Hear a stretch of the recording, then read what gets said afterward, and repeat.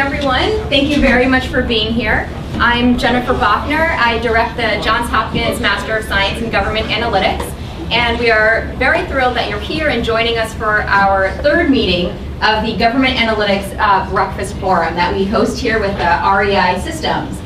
Just a few programming notes before I turn the program over to Jeff. We strongly encourage you to participate through social media. We have a hashtag for our event series, which is hashtag GAB Forum, GAB Forum. So please feel free to live tweet if something super exciting happens, or if just something mildly exciting happens.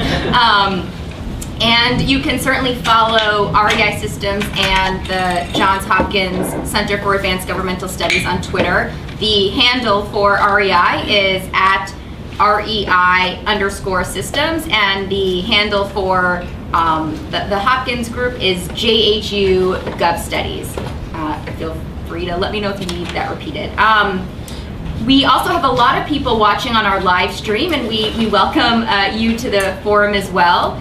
If you're watching on the live stream and you have questions, you can click underneath the live stream and enter in your questions, and we will answer those at the end. And we certainly encourage those questions as well. As we encourage questions from our live audience. We strongly want to hear your insights and your comments. That's all I have, so I'm going to turn the program over to Jeff Myers from REI. Thanks very much. My name is Jeff Myers. I'm a principal with REI Systems, and we joined with Johns Hopkins to launch this program primarily to help create a conversation between government folks who are interested in bringing more data into decision making in government, with the academic community, folks who are studying and trying to figure out kind of how to move the capabilities forward, as well as the corporate community that provides support to a variety of different government agencies. And the purpose is not so much how to do analytics, it's really more kind of the analytics environment and ecosystem within government. So we have sessions such as this talking with folks who are consumers of analytics, folks who are in fact tackling analytics challenges in some cases from kind of a social perspective, in other cases from kind of a technological perspective. But the purpose generally is to try and promote the use of analytics and figure out how to better use analytics in government. Just as a very brief bit of background about REI Systems, most folks may not have heard of REI, but we actually help develop and operate a number of government-wide platforms for data, and those include data.gov, and they include as well performance.gov, businessusa.gov, and a number of others. As well, we work with a large number of federal agencies helping manage their internal data, and in fact, recently as last week, the DHS Management Cube, that department's department-wide platform, received an ACT-IAC Igniting Innovation Award. So we've worked with a variety of agencies contributing to their success and their use of analytics. And we look forward, hopefully, to the success of many of you in some of the same arenas and expanding success for all of the government. This morning, I'd like to introduce our honored guest, the Deputy Chief Information Officer for the Federal Communications Commission, Mr. Charles Ahrens. And I'll tell you just a little bit about his background, and then we'll turn it over to him. And the reason, frankly, that we invited Mr. Ahrens is because the FCC has, I think, tackled successfully a challenge that is either facing or should be facing a lot of government agencies. And that is how to make sense of a large variety of text or unstructured input. In the FCC's case, many of you have been reading the news and following the news lately over the last couple of weeks, in fact, will realize that the FCC received more than 3 million pieces of public input about net neutrality, a very controversial topic, and they provided, in this case, the kind of regulation input opportunities for the public that allowed any person in the public to provide any sort of input they chose, that the FCC was then responsible for taking into consideration as it made rules and regulation decision making. But I suspect, and I think probably many of you are familiar, a lot of other government agencies have to deal with a lot of other sorts of unstructured text data as well. One of the examples I think of is, for example, the Occupational Safety and Health Administration has lots of inspectors out inspecting lots of places of employment and writing up their conclusions about them. And it becomes a little more challenging for OSHA as a central agency to be able to find, are there trends, opportunities to improve safety across the country that might result from 3 different inspections in 3 different parts of the country without anybody really realizing the commonality, until we can begin to take advantage of those substantive notes that the inspectors are making. Do the text analytics. So I thought it would be very helpful to not only hear from Mr. Ahrens about his experience, successes, the particular tools that the FCC has made use of, but also to have you all help think about how could this be useful to other parts of government. So let me briefly describe Mr. Ahrens' background. For those of you who don't know him, he spent more than 20 years in the IT business, working for AT&T, Verizon, Sprint, the U.S. Mint, the Bureau of Alcohol, Tobacco, and Firearms. And that actually followed a successful career in law enforcement, where he spent more than 15 years in law enforcement, including an extended period with the United States Secret Service.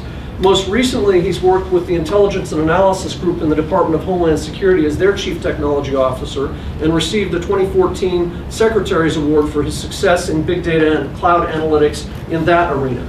Recently, of course, in 2014, he was appointed as the Deputy Chief Information Officer for the FCC, and he is also the holder of a Certified Project Management Professional Certification and ITIL Foundation 3 certification as well. Mr. Ahrens, thank you very much for joining us, and we look forward to your remarks. Please also let us know whether or not you will, would like the audience to hold questions to the end, or whether you'd like them to ask questions as they go along. Okay, I guess you can hear me because I can hear me. I think I misunderstood why we were going to be here today, because I came to talk about the iPads that the FCC is issuing to everybody, so I guess we're not going to talk about that. Breakfast meetings to me typically are conversational. This isn't like when I go to some conference where we stand up front and I speak to you and I just basically give you my thoughts of the world and walk off the stage. So I'm expecting interaction and conversation as we go through this. I've done a lot of things around analytics over the last 10 years. I was the division chief for Defense Intelligence Agency. I ran all their mission applications. So I worked a lot on the analytics there with a number of different agencies that inside the intelligence community. I built the DHS data framework platform called Cerberus that we're using for data analytics for DHS in the classified arena. About a year ago, I went to a dinner at the Four Seasons, which was exciting because I don't typically go to the Four Seasons, but I got invited. And when I looked at the people that were in attendance at the meeting, there was the CIO from Treasury and the CTO from Census Bureau, and I said, man, I can't wait to sit with these guys at the table and talk about big data and things like that. So I sat down with those fellows, and this young guy walks in and sits down with us, and I'm talking to him about the concept of a data-centric environment and not an application-centric environment. So in the past, when IT people built applications, they built a database, they built an application, and it was tied together, and it worked fine for that.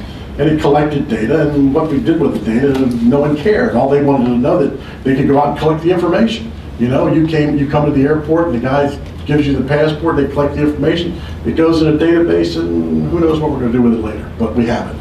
And that's nice, because we have lots of data. My concept was we should be able to take that data and make it available and be application agnostic, so that any application that you have can access that data and do analytics against it.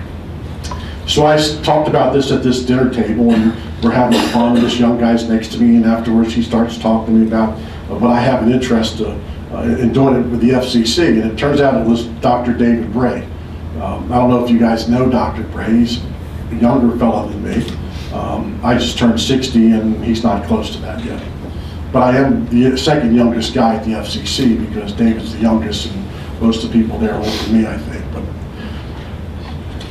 David wanted to do this, and he said, would you come over and do this? And I said, absolutely. Now, I know some of you were hoping David would come and speak, but the truth of the matter is David's in Australia. He's a recipient of the Eisenhower Fellowship, and he's traveling. He was in Taiwan the last week or 10 days. He'll be in Australia for 2 or 3 weeks. He goes on to New Zealand. So he asked me if I wanted to come and speak about this, and I said, great. But my job at the FCC really is about transformation. I'm really trying to transform a lot of antiquated systems into newer technology that allow us to do the very topic we're talking about, analytics. So when I got there last May, and somewhere in the June, July timeframe, I hadn't quite really been accepted by the FCC community, because I'm really a DHS employee, and I want to detail, and I'm an outsider, and these guys have been there forever. And they're like, who's the new guy, and what's he want to change, and where's he moving my cheese? And so in the course of one of the days, I get this call that they're having an issue with one of the applications called ECFS. And I said, that's great, because acronyms in the government are a big thing. I said, what in the world is ECFS? Well, that's the electronic comment filing system. And it's going down. And it's been going down all day. And this went on for, I don't know, a week or so that we were fighting this thing. And I went and looked at it. So I've got this application that was built, I don't know, 15, 16 years ago. Back in the day when the hottest comment that we got coming through was Janet Jackson in the Super Bowl. And that really didn't throw things over the top, because we got a lot of comments, but not so many that it was a big deal. So they have this database. It's a relational database. If you're familiar with Oracle or any relational data stores, this one's actually in Sybase. And they have this table that has like 15 or 16 indexes for their searches. And they not only use it to receive the comments, but they use it for people to search the comments. Now, if you remember the old days, you go by the appliance store and there'd be a TV set up and there's a camera there, you walk by and the camera picks you up, you're on TV, and everybody stops and waves because they're on TV. And it's really only in that window, it doesn't go anywhere. Well, the comment system's a lot like that, because what happens is somebody comes in and writes a comment that they think is pithy or wonderful, and the first thing they do after the comment goes in is they hit the search, because they want to see their comment, because they're on TV now. The problem is, using that one database and that one system, and you get millions of comments and you have millions of people searching, it was literally locking this database up so no one could do anything. Didn't happen when Janet Jackson had the problem with what Neutrality was bringing in. This thing was not built for the volume of where we were going. And the problem was that the FCC was satisfied that it worked. They didn't care that it ran on leaded gasoline and not unleaded, or the fact that they were still running bias ply tires, not radial tires. It worked. They didn't care. It did, except that when it went down. So as we started looking at the real issues here, and that was kind of why it came in, was when we look at these systems, the key to all this is not just the collection of the data, but what do you want to do with it when you're done? What's the intent of the data that you collect? In net neutrality, the intent is we have to look at the data and now figure out, what does it really mean? Where did it come from? Who sent this? What is the sentiment involved in the data? All those things have to happen on a system that was built just to collect data. It just doesn't work. Now, we did some very good things. We were able to jostle the system and get it going and start it up and collect all of the data. What we really weren't able to do was any analytics against the data. We just did not have the capability. So, going back to what I had done previously with DHS data framework, and going back to how we were setting this up, we are using a data store that is a non-SQL, non-SQL data store. The reason we use that is it takes everything and treats it the same. So if you have text, if you have a text field, it can literally take a text field and store it like any other data, like it's a number or a name or an address. It literally takes the text and puts it in a field and makes it searchable. Big deal, because when you get a body of text that somebody sends you because they've written this long thing, and you want to go out and find out what's going on with it, you can literally search that word, that keyword, and find the text and find the body of text that's there. In the past, what they would do is they would take the subject or topic, like on email, or they would take the person that wrote whatever it was, and that was the only two things you really could search against. But now we can take this body of evidence and start to break it down to search against it. It's very, very important to be able to do those kind of things. So we're not there yet. We're actually building this platform as I speak. The platform's called Atlas. We have redesigned the electronic comment filing system to use this Atlas platform that will take these entities, these words, this open text, and make it available to search.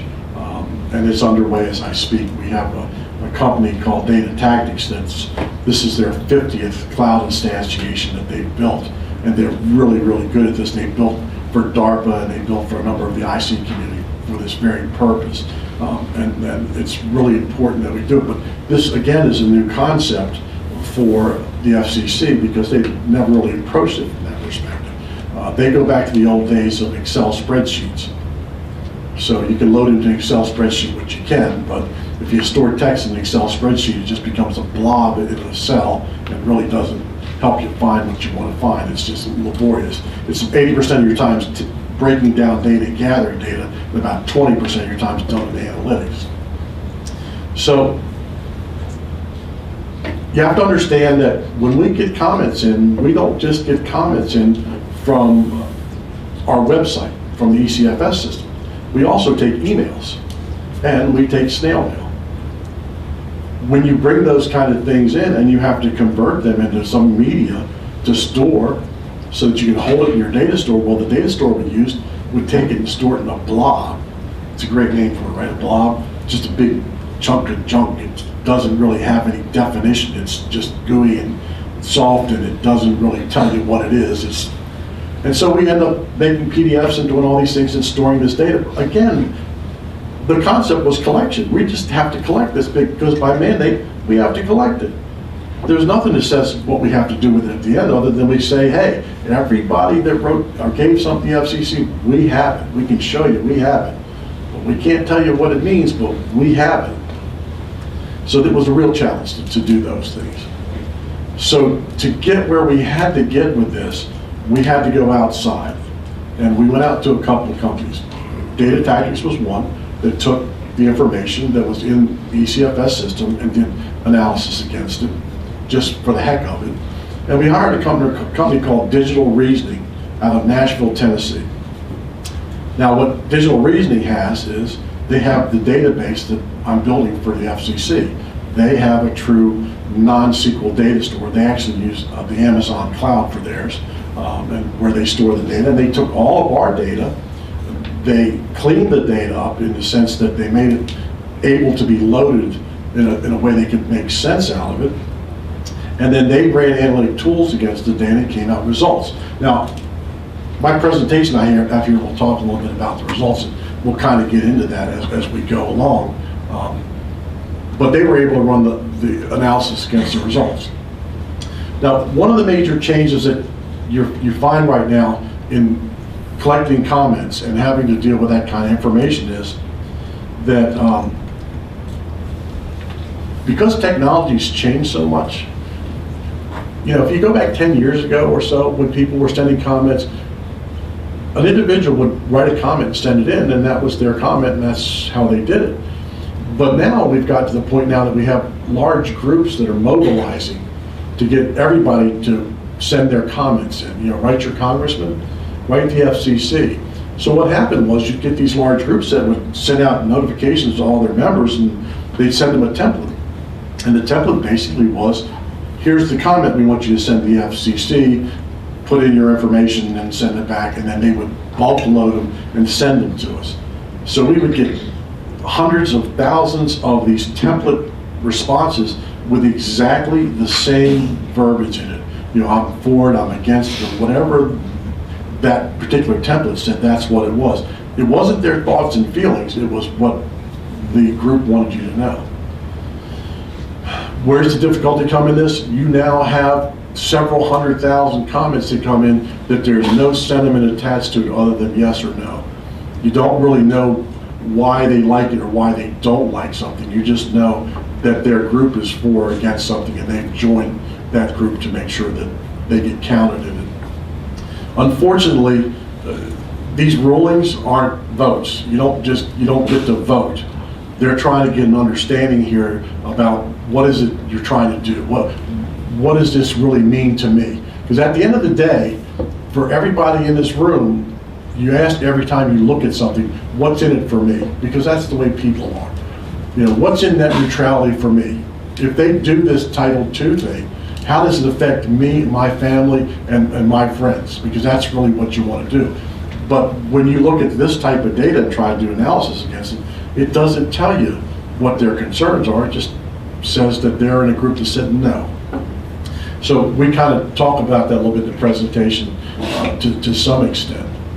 So from my perspective, when I look at analytics, the real problems we've had in analytics is how to serve up data so that you can make the most out of what you collect. So the data lake I'm building, this Atlas platform, the concept of this is that every bit of data the FCC collects, and that's not just on comments, it's just not on complaints, but everything we collect from an application perspective, everything we collect on rulings, anything that we do in the process of our mission needs to be stored in one place, so that anybody in the FCC can turn around and run some type of a widget or some application against that data and understand what it really means. Because realistically, what you're trying to understand is what's going on inside of my house. What is it that we're doing, and how do I help affect a change for everyone that's concerned? There's a lot of times that things happen and people don't pay attention to it, and as time goes on, you may find that there's a specific company that starts buying up blocks of spectrum, or blocks of licenses under many different names because they own a percentage of some other company. And now they're holding some outrageously high percentage of spectrum. But to the naked eye, to just the casual view, it's not important. You don't see it. But when you take the data and you aggregate it and you start to do analysis against it, now all of a sudden you find out, wait a minute, this could severely impact a lot of folks, and we need to find out what's going on and determine, is this in the best interest of the public? Because believe it or not, now I come out of the intelligence community, so we try to shy away a little bit from the public in a lot of ways, as you probably know. We get way too much notoriety, and every time it comes up, it's not good. But the FCC is absolutely transparent. Their whole goal is to share information with the public. Everything I do on a daily basis right now is finding a way to share what information we have back to the public so they can see what we know and they can know what we know. The key to it, though, is to be able to provide that data in such a way that your average citizen can look at it and do some analysis against that so they can understand what the data means as well. Otherwise, it just looks like a lot of information that we don't know what the value of it is. But everybody's trying to go at it from a different perspective, whether they're trying to do some temporal analysis, they want to understand what the time frames of certain things in. If they're doing some type of geographic analysis, they want to know where the majority of complaints come from. Anything, what sentiment analysis to understand what was the sentimentality behind these things. Everybody has a different approach, a different perspective of what that data means to them and how they want to see it. And it's the ability to share that information out to them so they can see that. We've done a really good job in the intelligence community with analysis, because that's our bread and butter. That's what we have to do. The predictive aspects of the data is really, really important, because you want to know who's coming in and who's doing what. Outside of that community, the IT's folks have not really spent the dollars invested in analysis and trying to get to where they need to get to. Everybody wants it and talks about it. They typically work from what they know, so you see dashboards coming up, and the REI's just put up a great dashboard for DHS, so that's wonderful. But if you go back to some of the older dashboards, they were just pictures on the screen of just data, and no one really knew what it meant. I mean, what's my bar on this? What are you telling me? Everything is, I'll talk to somebody, they'll say, we had 100% growth in our company last year. You say, man, that's great, 100% growth. 100% growth, pretty good? Yeah, we went from 1 customer to 2. We had 100% growth. You make the numbers say whatever you want to, and that's the problem with some dashboards is what's my baseline? What does this really mean in the grand scheme of things? So I understand what decision, if there is a decision that has to be made, what decision would I make based on what you give me? And so that's the kind of stuff we're trying to do, is put these things in context so people understand what the data really means and how to understand what it indicates to them. We've spent way too long collecting information in the federal government. David likes to quote some of the numbers. He's out there talking about the Internet of all things and how much the information is growing in the world today, and how we're going to be overwhelmed with information before it's all over. Well, I tell you, we were overwhelmed years ago, but it just gets even worse. The key becomes is, what does the data and that information really mean to us long term? What are we trying to get from it? We don't, I always talk about the fact that the government are hoarders of information. And so I said, what do you mean, a hoarder of information? It's kind of like those people, if you go in their house, they have stacks of newspapers all over, and you can't get through the room because there's so much stuff in there. Well, they have it all, but what's the value? And so the government has gotten to that same mentality. We hoard information. We hold more information than you can imagine. But what's the value? Because if you can't use it, if it doesn't have value, if it doesn't give back to the public, it has no value. If we can't use it for a mission or use it for the greater good, it's just information, it's just data. But like I said, my approach is that I think we have to become data-centric and decide how we deliver data and what we do with data. Anybody got questions? Have I stirred anybody to get concerned about this? Or? Yes, sir. Yeah. Thank you very much for this wonderful presentation. My name is Safi, a student of David Bray University in Virginia, studying network and... Just have to turn it on, It's bro. on?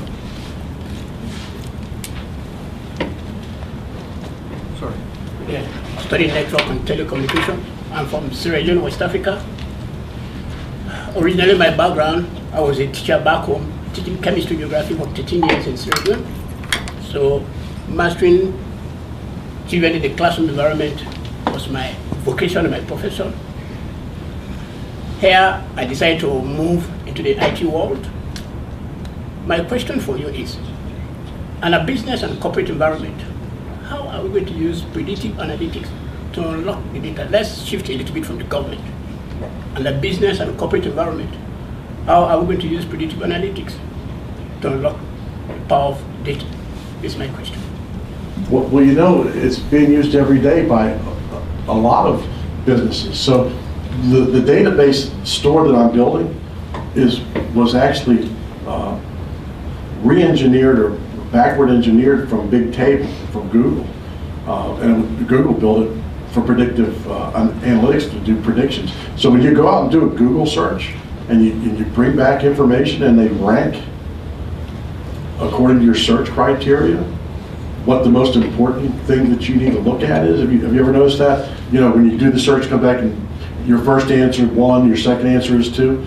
That's kind of predicting, in a way, what you're looking for. They're trying to do that type of predictive piece of it. The people that are gathering information in all the retail stores from you right now are looking at your buying trends, and they're trying to predict what you're going to buy. And so you'll see things like Facebook and some of the other things that when you go on and they'll say, you want to buy this. Well, you know how they figured out you want to buy this? They've collected all this information about you and they've decided based on your buying trends, this is probably something that you would buy. So it's kind of like when you go out to the store and you come out to the grocery store, you get to that last piece where you pay and there's all those racks of stuff there. You know why that's there? Because they know those are impulse buys. You'll buy it because it's sitting there. They probably have the same thing set up in racks back in the store. Nobody picked it up, but everybody that goes to check out buys it. They put the magazines up there with all those great, stories like People and all that stuff, because people will stand there and read the cover, and that's the whole deal. They're going to hook you because they know that's what it is. So they're starting to predict those things. There's a lot of trend analysis that goes on. The key and the issue that I run into, though, is how is the data stored and how is it made to make it available for the analytics to happen. We have built silos. Everybody talks about these silos. When I work for Homeland, every one of the component agencies in Homeland Security have interlocking missions. CBP, Customs and Border Patrol, they do certain things, and the Customs Enforcement does things, and immigration does things, but all the stuff they're doing is tied together. The problem is every one of these component agencies does this work without really working with the other one.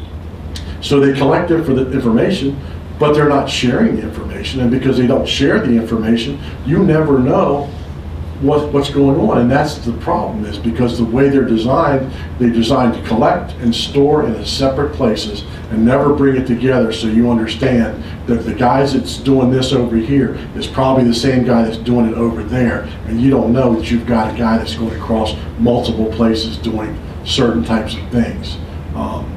It's the same thing when we start looking at FCC or regulations. The people that are writing comments here are probably the same people that are writing comments here. You may end up finding out that you have a body of commenters that are just serial commenters and don't necessarily have a position. They just want to be heard, which is okay. But what you want to understand is the value of the comments that they give. Is this something they believe in, that they're trying to help change things, or were they sitting at home because they're retired and they were reading the newspaper and decided they just want to throw something up to throw it up? Because there has to be a value to all of these things that you do. That's part of what has to happen, and as we look at the idea of the sentiment behind this. What's the value? How are we affecting people? What's going to happen if we put Title II in play? How does it really affect people? Is this going to hurt someone? Because at the end of the day, we don't want to hurt anybody. We're trying to make life better and try to stand up for the little guy who can't get his voice heard. Unlike, they don't have, the normal person in the world doesn't have a lobbyist. There's no one going out there and fighting the good fight for them. And that's part of what the FCC has to do, is fight the good fight for the regular folks that really have a concern of how this is going to affect their life. Because if you think about, the internet and what people are doing on the internet, I forget the numbers about how many people actually have the internet at this point in time, but if we're saying 60% or something like that, it's not as high as I'd like to believe. But those people, a lot of people rely on it. People that are looking for jobs are going out on the internet and going to job sites to get jobs. If they don't have the availability, they don't have the ability to get that information served up to them so they can go out and look for work or do something, then that's a bad thing. And nobody should control these things for people so they can't get what they need to do it. And when the internet started, it started for everybody. But the problem is it's become part of big business too. And so now the big deal is, I want to rent a movie, so I'm going to stream a movie off of Netflix. I'm going to watch a movie.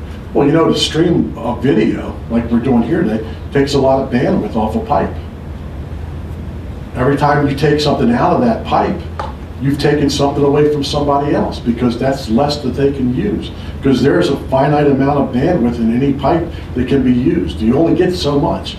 And if they're taking the majority of it out from you, then how does that affect you in your day-to-day life?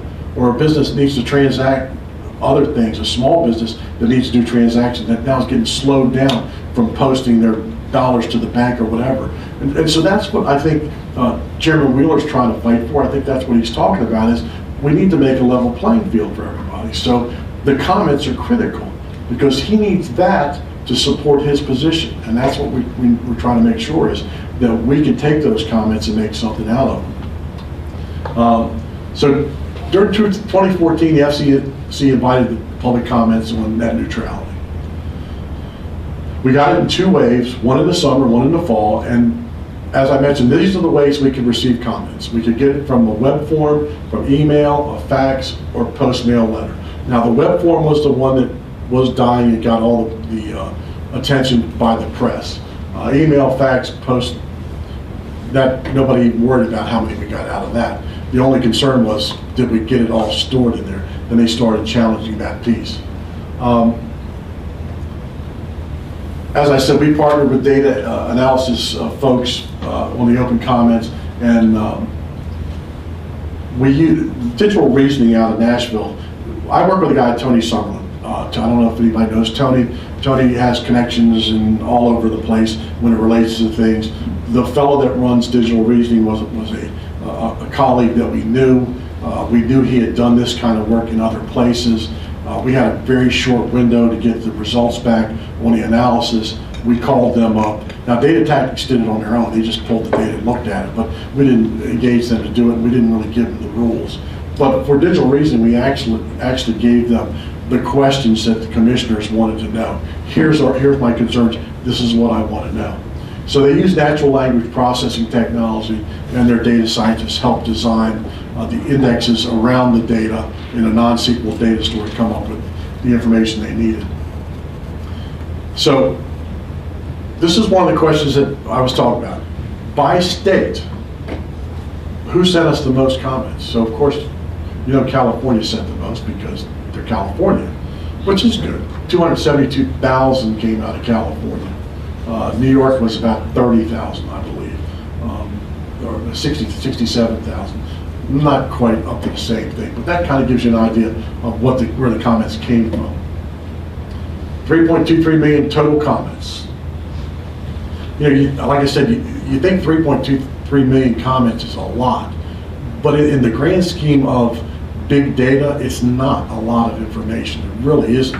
As we look at the concept of what a big data program looks at, you know, when you look at what an Amazon does in business to some of these people that are really running these kind of things, big data is way bigger than this. Now for the FCC, this was humongous.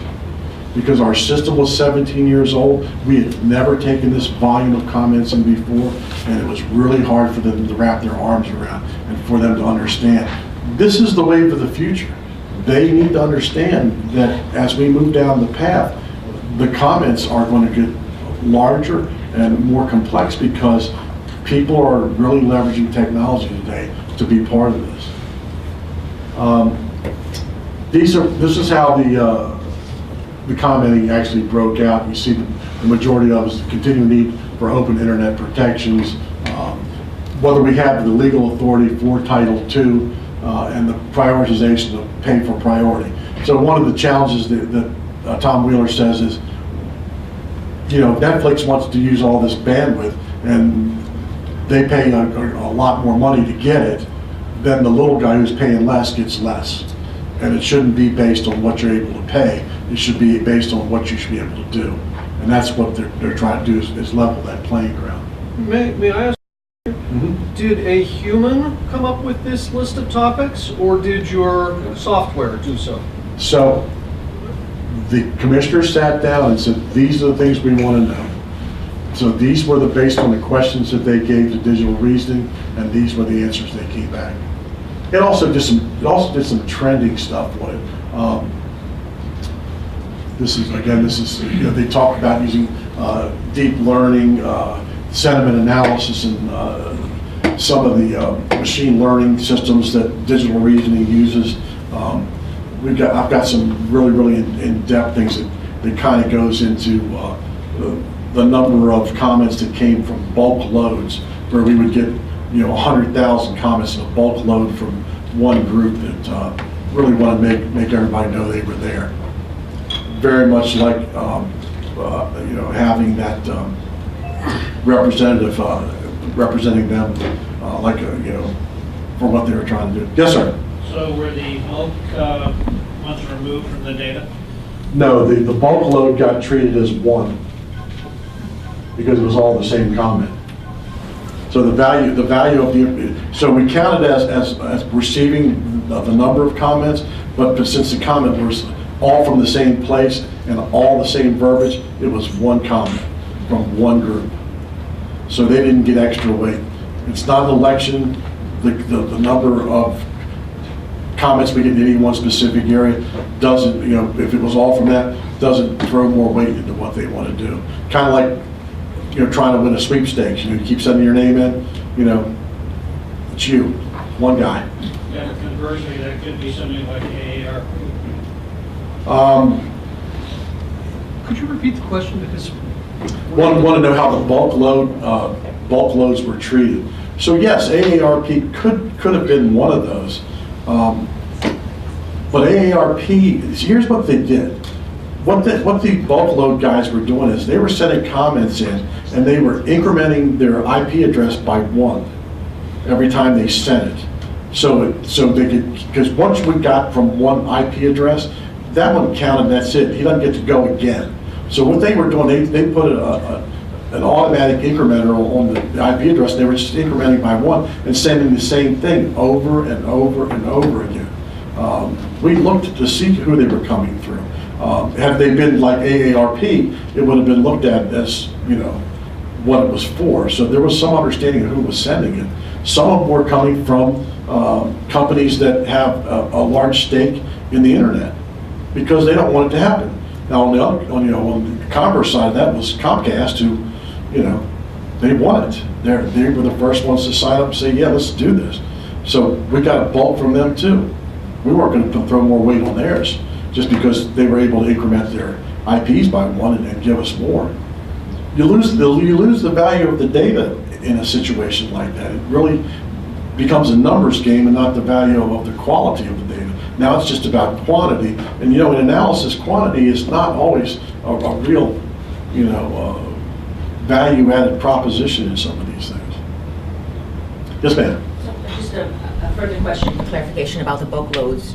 So when we say bulk loads, we're talking about when any of us gets these things on Facebook or through email or what have you, saying, why don't you sign this list because we're going to sign this letter, we're going to send it to Congressperson or to the FCC or what have you. Right. You're saying so when someone aggregates all of those together, a company or an entity, sends them to you, that they're not necessarily at the FCC given any additional weight other than or depending. No, we understand that that group has a standing on that. It's like signing a petition. At the end of the day, when you sign a petition, we got 5,000 signatures against a certain thing. The petition has weight, it has value. But it doesn't count for the 5,000 individuals as if there were 5,000 people coming to do it. It's a petition of a group for a certain thing. And you're basically agreeing with whatever the sentiment of that group is. And it has value. There's no question it has weight. And that it's considered that AARP or whatever group is against this, we take that into account. But we shy away from the concept that the numbers are what's driving this. It's a large group. Say only 5,000 people from AARP signed this thing. But the truth of the matter is, it sounds to me like AARP as a whole is presenting themselves as believing this is what they want. So they really represent that block, and just not the people that necessarily signed it. It's as if that block of people are trying to make a statement. Yeah, you have to believe it has real value, but. No, thank you for that clarification. And a follow-up, if I may. I'm curious, do you know if other agencies, or whether it's state, federal, local, or sort of, I guess, going through the same process as you are they coalescing around certain standards of how you evaluate, whether it's bulk responses, individual, like how do you actually evaluate when you get those responses from the public? So, this is again part of the problem with the federal government. As you know, information sharing has become a very big credo. 5 or 6 years ago, they started the Information Sharing Office under the president to start to work on how we can share information. Part of it's from a technology perspective about what technologies we use to allow us to share it, but also the fact that we need to start talking. I know that Dr. Bray talks with the other CIOs and some of the other regulatory groups, and they're talking about these things, but I don't necessarily see anybody giving us information about how we're handling certain types of things. I think everybody gets stuck in their own world and just tries to it becomes, in a lot of cases, it becomes a firefighting type situation for some of these things. A lot of people aren't out in front of this. They're not planning to be ahead of it before the fire starts. When it comes up, that's when they start to do it. I was telling somebody the other day that the type of fires the FCC has fought in the past, they basically had a small truck with a small hose, and they'd go out and they'd put out in the brush fire, and everything was great. Except when net neutrality came in, this was really a forest fire, and we didn't have the trucks and hoses to put it out. And so we didn't really plan ahead for it. It was really, really difficult to do it. I don't think anybody else is ahead of that model at this point in time, but I know everybody wants to be. Yes, sir.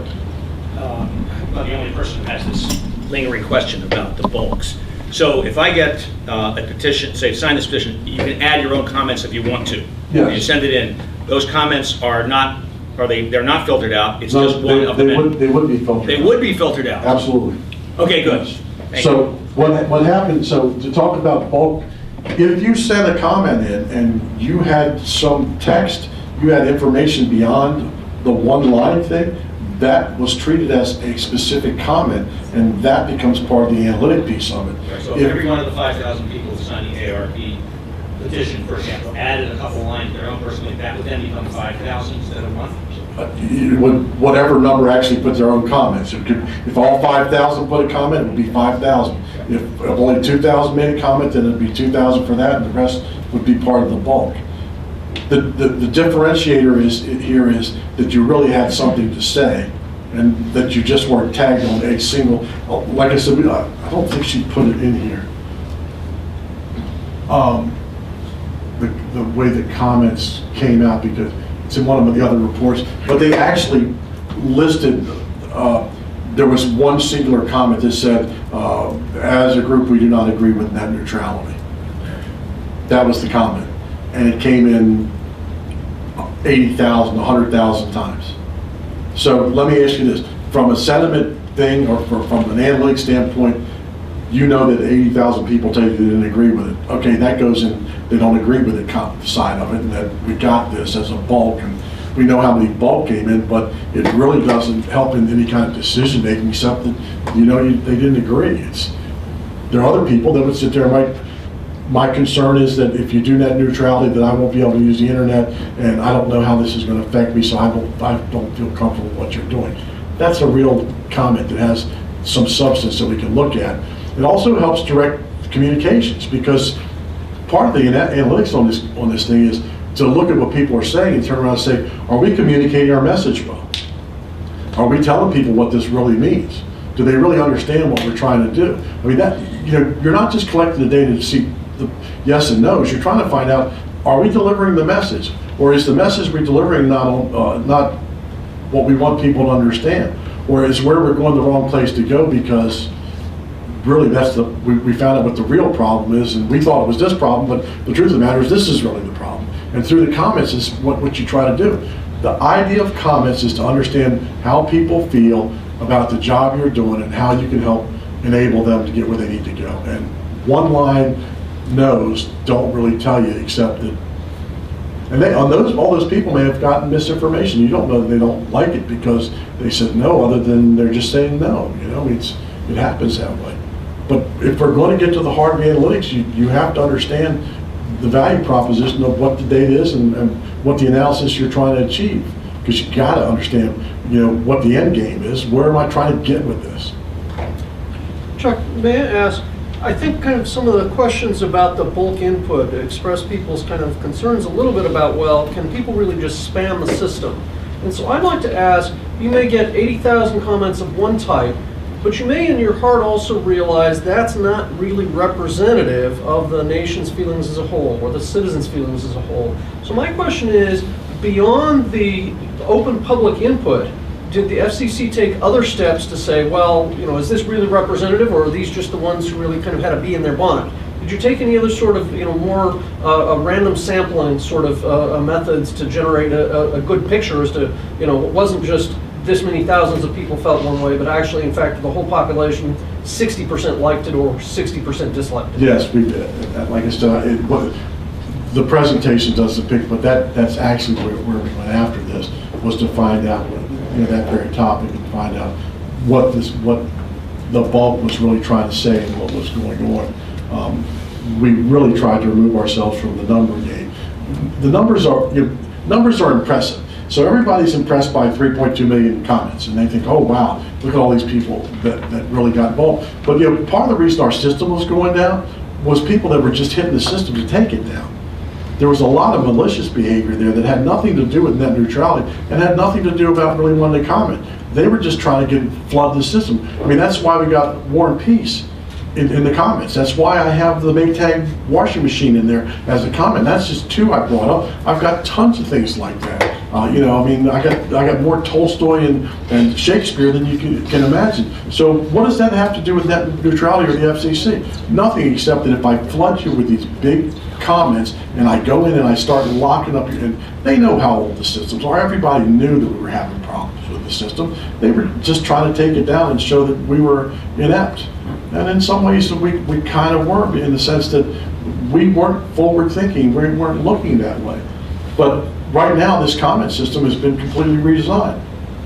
So the scalability of the system now is, no one will ever take this as the data store I'm using and the access and the searches that we're using, I can run 1 billion people through and they'll never degrade this system but technologies move that way. And that's part of what my job right now is to take some of these antiquated systems that we have, whether it be we have a complaint system that we had, that the complaint system was having major issues. And we had to redo it. Now, the interesting thing was we had a contractor, we said, hey, we need to redo complaints because the scalability is not there. It won't rise up to people that want to complain. We get great complaints, by the way. This new system we put in, we used a COTS product called Zendesk. And so we got a complaint for Charlie Brown's Thanksgiving that the commercial after Charlie Brown's Thanksgiving was sexist and it happened during the children's hour. There was too much sex in the commercial and we needed to pay attention to Charlie Brown.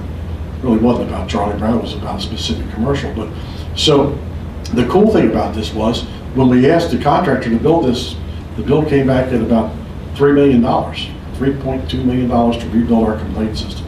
We went out and looked at a COTS, commercial off-the-shelf software, Zendesk. I think we spent we had $500,000 total in the whole thing. I think we spent $175,000 for the product to put it in place. And out of the box, it did 80% of the work we needed to do without any customization. And it's phenomenal.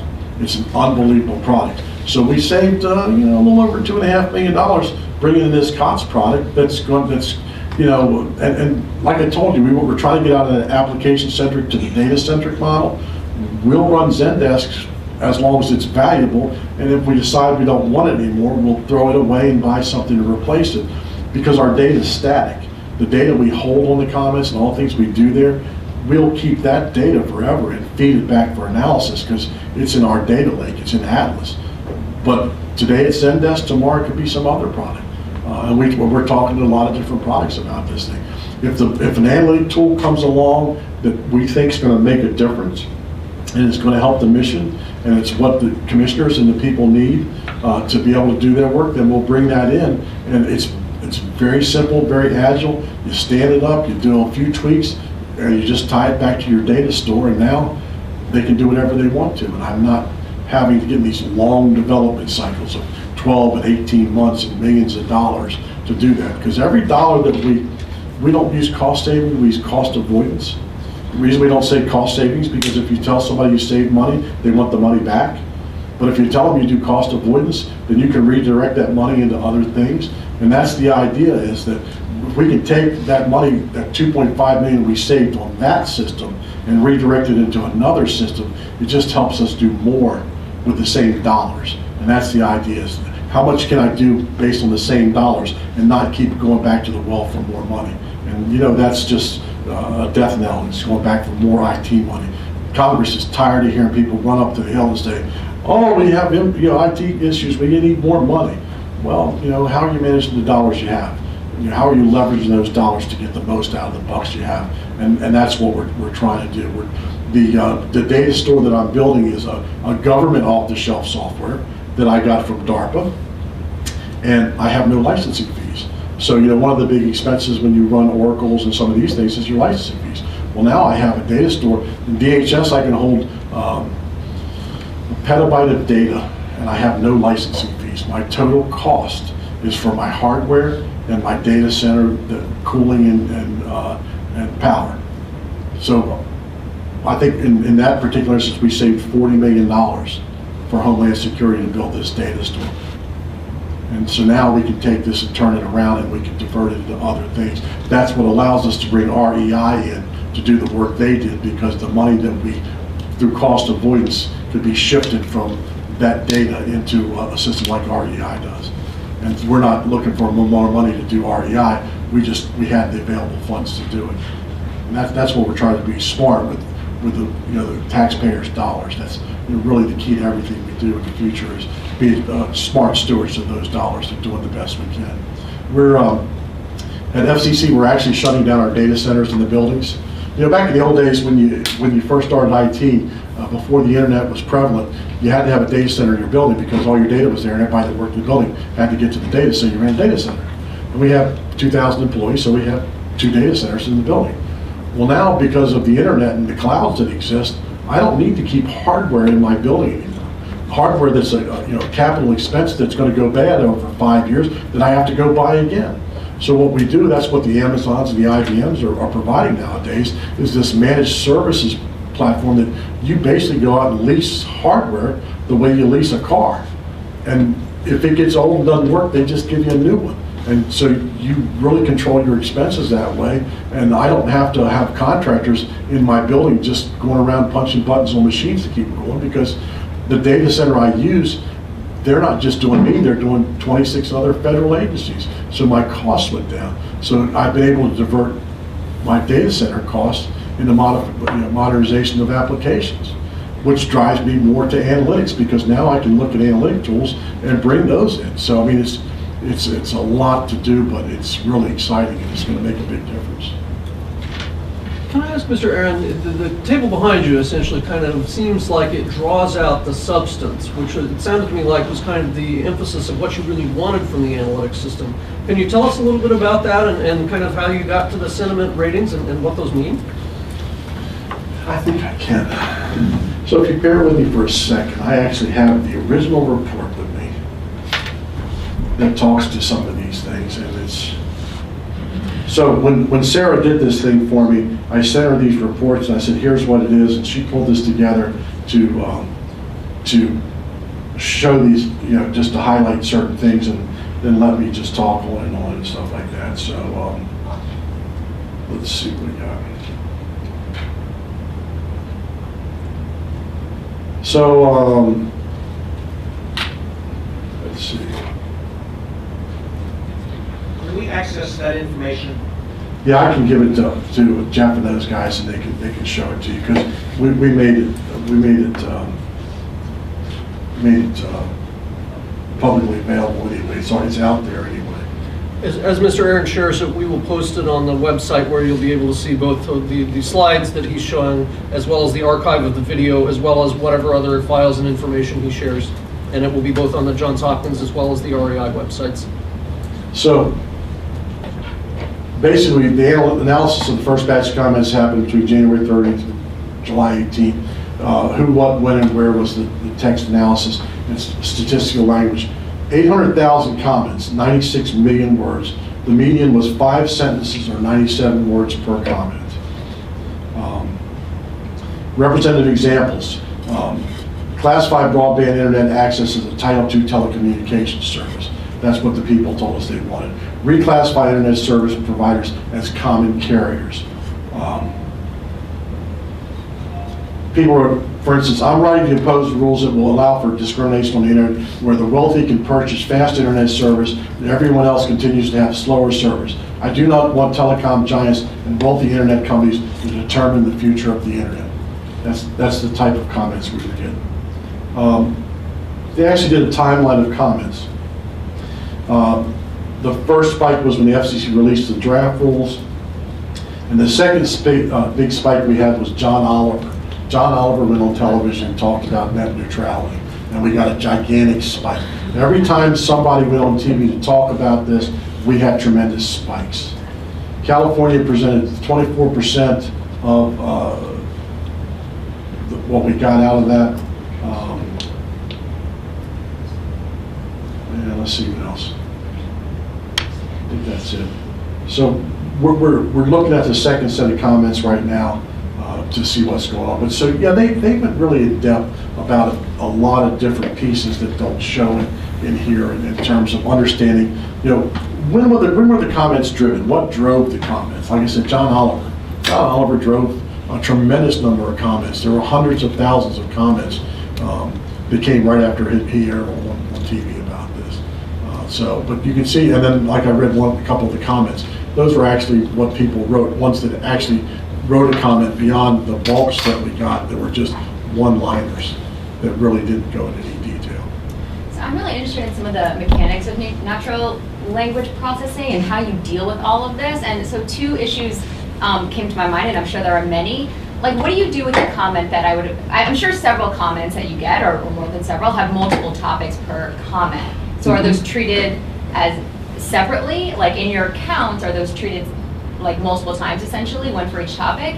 And then I can imagine that you also get a sizable number of comments that are not in English. What do you do with those? Or is that not really an issue?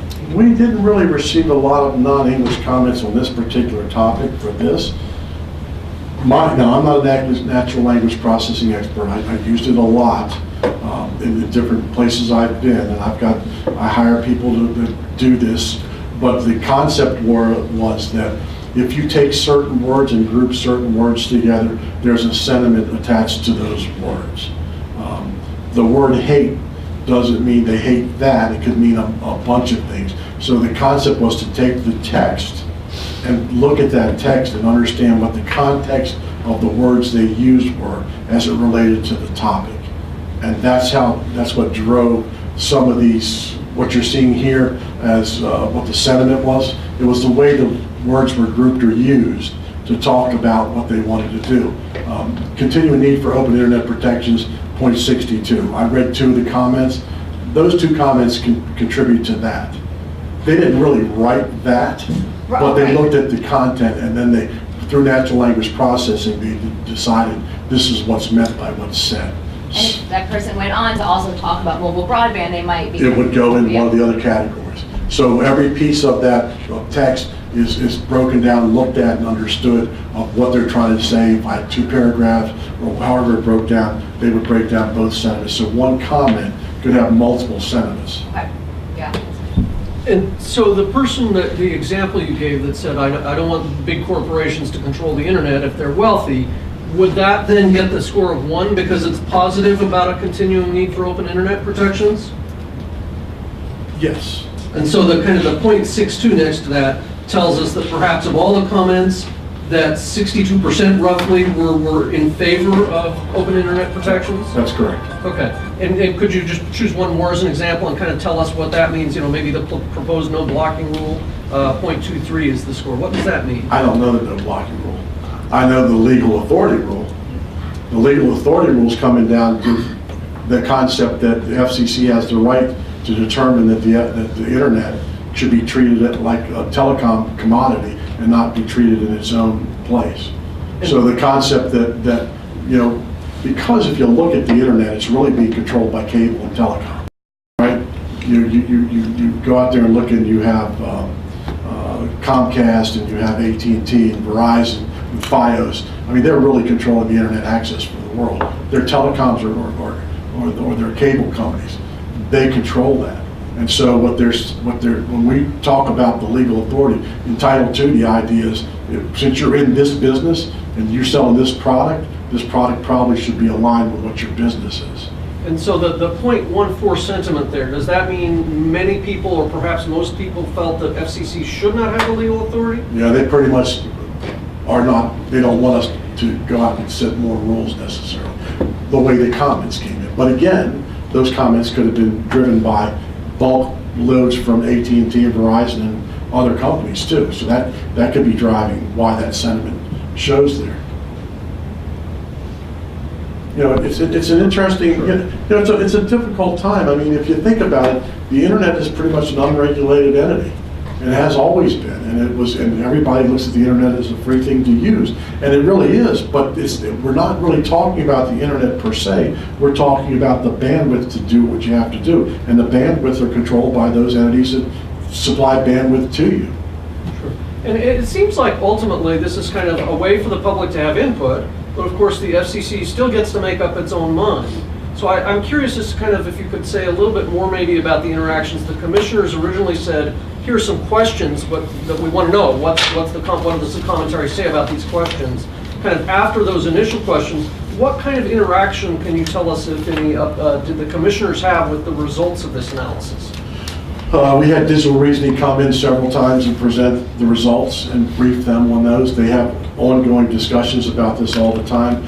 We're getting ready to enter into, what's the 26th? We go into another round on Title II. So there's another round of this very topic coming up on the 26th of March, I believe. Winston works with me, by the way. He's one of our analysts that works with us and does a lot of the requirements gathering for some of these things. I think you were even involved with ECFS, some of the other stuff. But yeah, there'll be another round that's going on based on the Title II things that are going. So there, at some point in time, someone has to make a decision. At the end of the day, it's going to be the FCC commissioners as to whether they want to pursue Title II or not pursue it and make this a reality. I don't know which way they're leaning at this point in time, but they certainly are taking into account everything we gather and everything that comes into these systems. So, given that this is something that you've, in my thoughts, kind of really broken ground with at the FCC, and that there are a bunch of other agencies that are similarly kind of trying to make rules and wanting to get kind of a sense of the public's perceptions, what would you offer as advice, for example, let's say to the Environmental Protection Agency, about perhaps either the technologies or about how to gather or filter comments, or about how their leadership should take into account the results of the analytics? What's your advice? So let's first start and roll back to one thing. Regulations.gov exists, and they've stood up regulations.gov, and it is doing the same thing that ECFS does in many ways. It is there for comment and analysis on these very topics. One of the discussions at the FCC right now is whether we engage in regulations.gov. There is a platform in that product that allows these other agencies to do exactly that work that we're talking about. So you don't have to go and reinvent the wheel and build a new one. It already exists. It's just, can you afford to do it? The problem the FCC has is that the electronic comment filing system does more for us than just collect comments on regulation. And it's separating that work inside that application and possibly moving that piece into regulations.gov that we're looking at right now to see if that's feasible and it makes sense, and decomposing ECFS to do the other things it does and does well. So we really are at a crossroads right now trying to decide how we want to do this. Regulations is in the process of being retooled and modernized. They're still running a little bit on, I don't want to say old technology, but technology that's starting to be cost prohibitive and causing some issues that they need to address. And so we're trying to talk with them a little bit about where they're going. They're still in a relational data store. They're using an Oracle data store for that. It's a very expensive data store. It's an expensive program to be part of. And the FCC has to figure out if they really want to invest the money to move over that. But we're in discussions with them right now to see it. So you could see this entire thing move into regulations. And what's nice about that is then the headache becomes theirs, collecting the comments. And that's always fun. I look forward to that opportunity. I think you can ask the regulations guys, it's not a fun arena to operate in on a regular basis. Sure. So we have time for a couple more questions. We have one that's been submitted online from Stuart Bolton from Housing and Urban Development. He says, for someone working with internal data collection for a small component who is currently still back with Excel and Access, how can we start moving in the direction of unstructured data and data analytics? Just get a hold of me, let me know what you're trying to do, and I can hook you up with the people that can help you get those things. There are things like MongoDB that does exactly the same that my data store does, and Mongo is an open source product that does unstructured data very, very well. There's a lot of products out there that you can leverage that are not cost prohibitive. The only cost involved is in the integration or implementation of the products. So you can get in this very fast. The national broadband map that we put out online right now, we do with Mongo, which was open source. So we built a lot of that without a lot of cost involved in that stuff.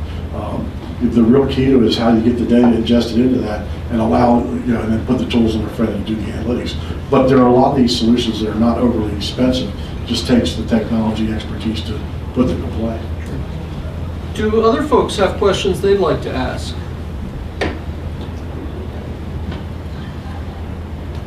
Let me ask one more. I kind of hinted at it early on in my introductory remarks. Some agencies, and the example I gave was OSHA, they aren't trying to regulate all the time, but they're still trying to kind of make sense of some of their internal work products. So my example was inspection reports by 3 different OSHA inspectors in, let's say, Boston and Dallas and Seattle.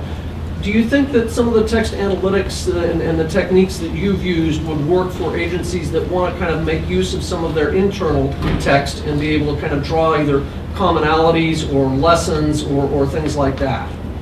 Well, absolutely. I mean, this goes back to what I talked about, was understanding the value of the data that you collect. We collect all this information, but we never cross-pollinate to understand, do I have the same problem in multiple places? And yes, absolutely. I mean, that's the key. When inspectors go out and they start to find a problem in one place, and another guy finds it in another place, if the two aren't talking and sharing the information, they don't understand whether this is a systemic problem or this is an individual problem. And that's part of what has to happen. I mean, every one of the agencies is charged with a mission to do something. And if OSHA is charged with the safety and well-being of things, then they need to understand the nature of whether it's systemic or it's an individual situation, and how they coalesce that data, how they bring that data together to make sense of it is key. As I said before, I mean, when I first started in the IC, we used to joke about analysts spend 80% of their time collecting data and 20% doing analysis. And subsequently, the product turned out in analysis wasn't always the greatest, because you only knew what you knew and what you could get to, and then when you did analysis, it was based on whatever you got.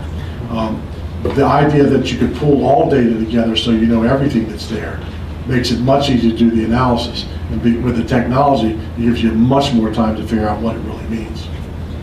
And, sorry, I can't resist, this is a great conversation. You described that the commissioners of the FCC said there are some key questions we'd like to have answered. And so essentially we're kind of looking through the text and mining it for topics related to those questions.